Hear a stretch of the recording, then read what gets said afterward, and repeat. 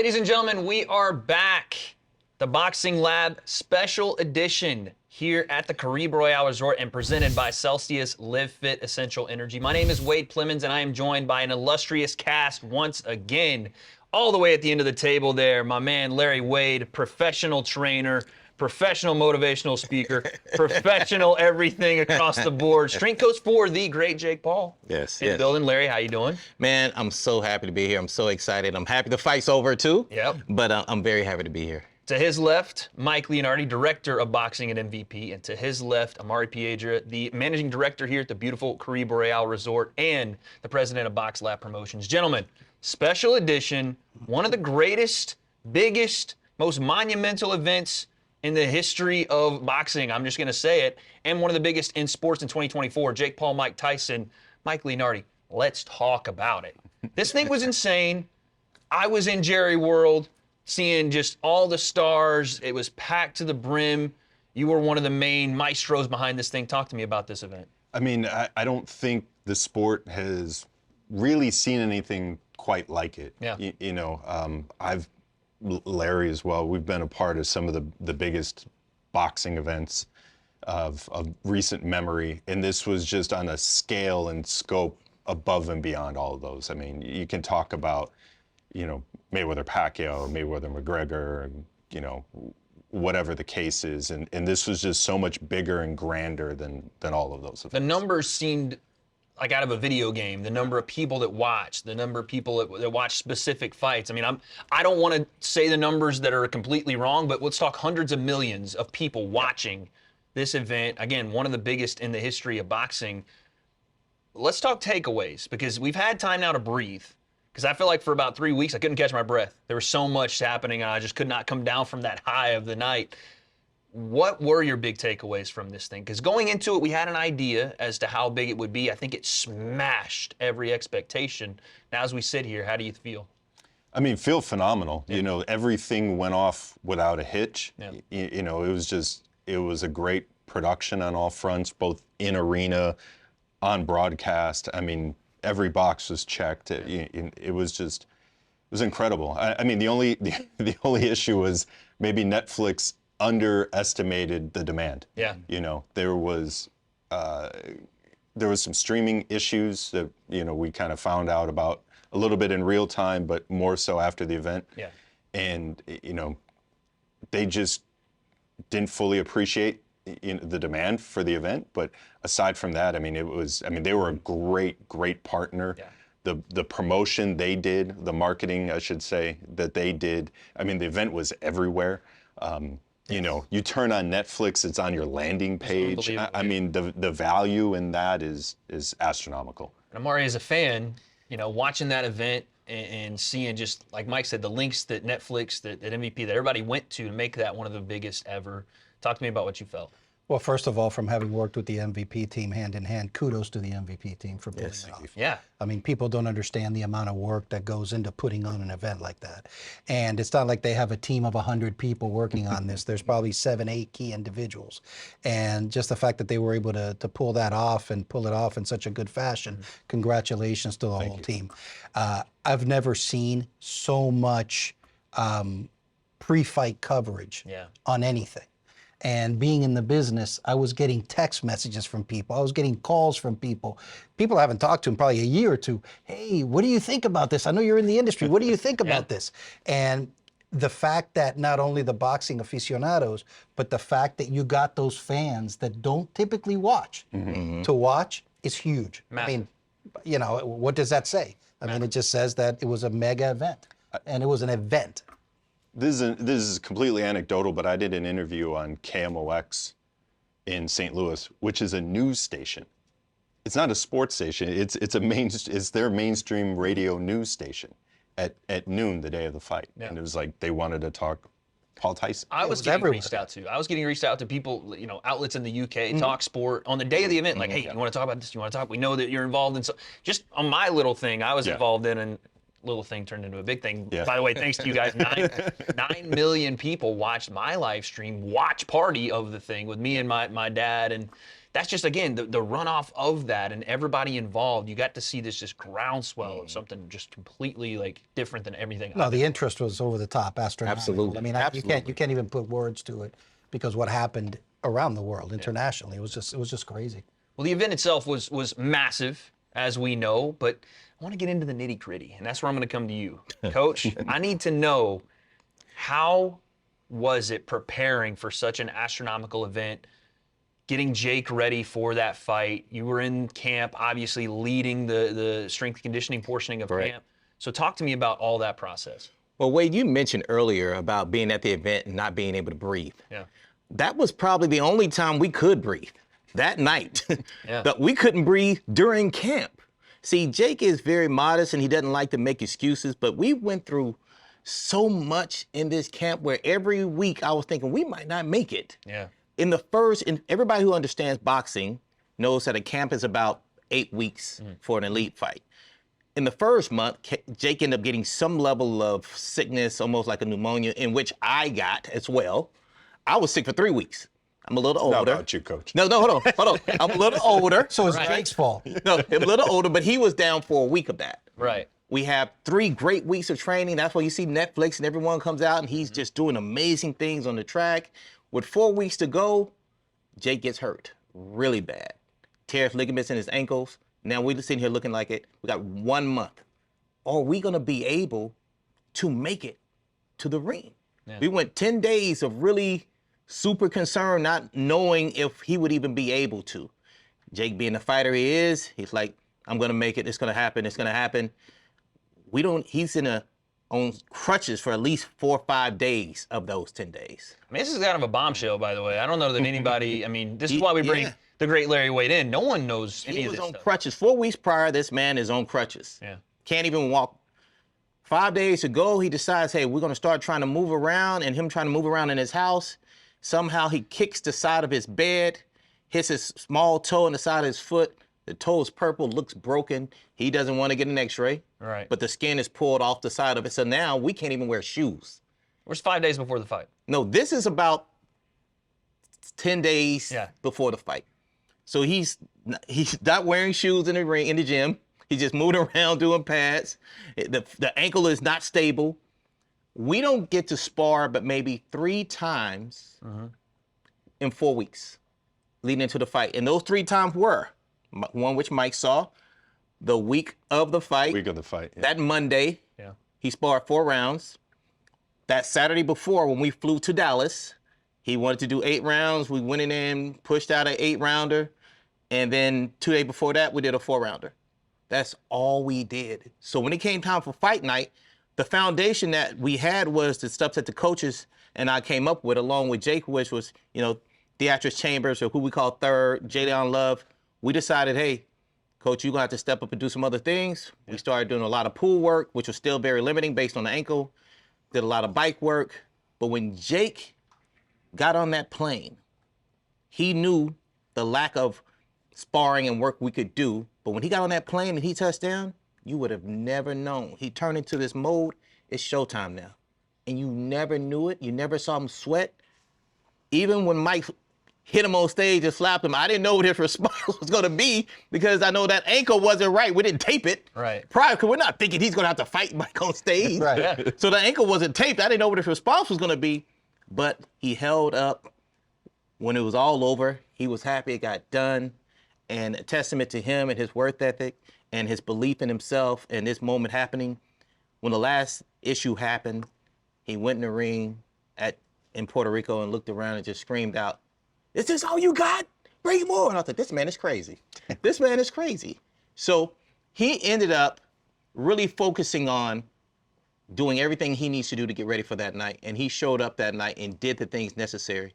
And if you watch that back foot, you'll see that back foot turn out a little bit more because he couldn't angle it off. Had it because more of the pain. 90, yeah. Yeah, because he couldn't. If you go back and look at the tape, look at the videos, you'll see. By the way, This is the behind the scenes. It's now. it's a very interesting topic, just in general as a boxing nerd, that I've become more of the 45-degree angle back foot or the 90-degree. It was interesting because Jake didn't, he did look a little different that night. And without, obviously you guys aren't making excuses, none of that stuff. No. But now knowing a bit of context, it does make a little more sense as to kind of how things played out and how, I would say different he looked in there. But as the fight's going on, I want a corner cam essentially here. What were your thoughts as that fight goes on? What did you see from Jake? And I guess just generally what you thought. Well, I'm gonna tell you what I thought around round 3, 4. I'm looking to my left. I see Mike and I see Nikisa, and I'm looking in the ring and I'm looking at Jake, how he's performing, and I'm looking at the coach. I can tell around round 4 that I'm not gonna say killer instinct that I'm used to seeing. It kind of changed for him. I'm not gonna say, even though I heard someone kind of say he kind of carried him. I think Mike still being Mike, you still have to fear for what Mike can do to you if you put yourself in a vulnerable space. Landed a big left hand to start the fight. Absolutely. So I think Jake still was kind of hesitant to fully back out of it, but he didn't want to put himself in a space where he could really still get hurt. Like after the fight's over, what were kind of the thoughts in the locker room? Did Jake have anything, a message for you guys as the coaches? Was there any kind of moment that you guys shared? Yeah, well, you know, I'm going to tell you the truth. This is me being honest, and I don't even know if it's the best thing for me to say. As soon as it was over, I said, hey, man, you pulled it off. He said, yeah, but I felt it. That lack of sparring, I felt it. Yeah. But he had a poker face. Yeah. He didn't show it. His structure was there. He was very disciplined. Third, and Jadon had a really strong game plan, in my opinion, as far as how to handle it, move, throw power punches in and out. Based on his physical ability, I feel like he did that to the best of his ability, and no one saw anything different. Yeah. They saw a legitimate fighter in front of him, and that's one thing we have to end. People, stop saying Jake's not a legitimate fighter. At this point, knocking out the people he's knocked out, been in the ring to the people he's been with, if he's not a legitimate fighter, that means 99.9% of the people in the boxing world are not legitimate fighters. All right, so, but he's done amazing. And he's continued to do things and call people out like Canelo, who people consider to be kings. I don't see how you could do it any better. Yeah. So, one last thing I want to get everybody's reaction from, probably, you know, outside of the fight itself, the most important part of the night. Netflix catching Mike Tyson's ass on camera. What did we think of that? It was one of the best. I mean, this is the most viral moment one of the most viral moments of the night. Couldn't believe it. And no, by the way, no one in the locker room said a word, because if you laughed, if you snickered at that point with Mike Tyson being in fight mode, you're probably dead. I don't care if your butt cheeks are out or nothing. That was crazy though. One of the funniest things I think I've ever seen. That was my reaction to it. But I saw Jake in the locker room being like, "What is going on here?" He's like, funny as hell. But you know, a great event, a great night. Obviously, with this insight that you can provide, Coach, you know, I know Jake, I saw him out in Abu Dhabi. He's taking his time now. Let's talk about looking forward. You know, again, I'll come to you for insight, Mike, you as well. 2025, what does it look like for MVP, and specifically, what's it look like for Jake? Larry, do you want to start? well, it always has to start with the heads of MVP, because I feel like they are the ones that are doing the work that we never describe or talk about. We talk about what Jake's doing, but you don't see the work that they've done behind the scenes that allowed us to even have that opportunity. Right now, Jake is in a space where he can almost fight anybody as far as the opportunity is concerned. I know what he said to me 2 years ago, which was he wanted to fight Canelo. This is before he even got to this space. I know there's some other names in which he mentioned. He also actively told me recently he still wants to pursue actively being a world champion and getting people in front of him so he can still continue that. I think for a guy like Jake specifically, because he did not come directly from the boxing world and he is in the boxing world now, he's also someone who's an entertainer, which makes him very, very unique, which means there's a high level of fun that has to happen with it for him to continue to enjoy it. I think you have to give him that route in becoming the world champion, and also some of these other fights that make him excited that are fun. Yeah. You know, Mike Tyson at first wasn't supposed to be a fight. It was supposed to be an exhibition at first. Mike turned it into a fight, and it became a fight. But it was something he wanted to do because it was fun for him. And he's like, I want to try to be great. Yeah. Mike, how realistic, because everybody wants to know, how realistic is a Jake Paul Canelo Alvarez fight? And also, maybe with the Netflix thing now working and you guys have that relationship, is this a possibility? I would say this. Jake versus Canelo is not a matter of if, it's a matter of when. I think the fight happens. It's a massive statement. I think the fight happens. Canelo has his schedule and he has his, probably year mapped out. Yep. But even in public statements recently, he's been opening the door. He's like, you know what? I was watching the fight, and I want that revenge I for want Mike. that revenge for Mike. Yeah. No, I think the fight happens. Like I said, it's just a matter of when that fight happens. And then Amaury, for you, you've gotten to see this journey like all of us have, and you've worked very closely with MVP. What do you see on the horizon for them, obviously as a company, and also for Jake? Well, we'll start with Jake first. Obviously I met him just when we started working together, but I give him the utmost respect because he takes it seriously and he works hard. So, a lot of people, sometimes it becomes a no-win with what people say. But the reality is he puts in the effort and he takes it seriously. So I definitely give him a lot of respect and props for that. I think MVP is going to continue to grow. I think there's going to be a series, and I might be speaking a little bit out of turn here, but, we've got the Prospect Series going on. There's these mega events with Jake, and I think what you're going to see is the growth of something in between. That in between. Okay. It's not a super mega event of 72,000. It's not a prospect show, but it's something in between, especially as we see some of these prospects graduate, as we were talking about earlier, then it gives them a platform to continue to grow along with MVP. Yeah, I mean, we Mike, you agree? I do, and one thing I think that we can't not mention as a part of that is our dedication to women's boxing. Good point. I mean, we had Amanda fight Katie, rematch, co-main event, co-headliner, let's say. It was bigger than a co-main event, a co-headliner. Most watched women's sporting event in U.S. history. The second most... 8 figures of people watching that fight. Yeah. 60 million. 60 million people. Well into 8 figures. I mean, Shadesha Green, Melinda Watpool had 1.1 million concurrent viewers on YouTube. The scope and scale of this event is like... It really does go biggest unspoken, thing since like Rumble in the Jungle, honestly, sort of thing. And that goes so unspoken. Like we obviously we talk about Jake and Mike, but just the trickle down of what happens if you're on that card and the amount of eyeballs it brings, not just to that, but to the sport of boxing, to women's boxing. That stuff was on display. So part of what Amaury's getting at, and from the outside looking in, is what we're doing. A big part of that is going to be women's boxing. Yeah. There's going to be a lot of we have some really exciting stuff planned. Continue to help grow the sport, grow the sport with us. Some new talent we'll look to bring on board, and that's going to be a very strategic part of our plan going forward. Larry, final word. I have a question though. Go ahead. I know this wasn't part of it. Katie Taylor. Throw it out. Yeah, there we go. Katie Taylor. There we go. Amanda Serrano. Nice word, lunch. I tried my best to watch it, but we're preparing for Jake in the Bat.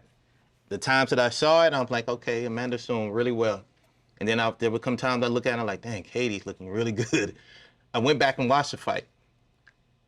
Based on the result, but of course, we respect Katie. She got the nod. She won the fight. Who do you think won the fight?